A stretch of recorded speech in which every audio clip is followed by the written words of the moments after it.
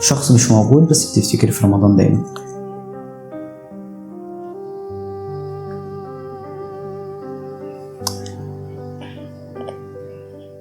هو كان ابن خالتي، يعني انا كنت زيارة عندهم في رمضان، فهو توفى بعد رمضان. تمام. فهو كل رمضان فبيجي في بالي يعني وكده. تفتكري كان قريب منك؟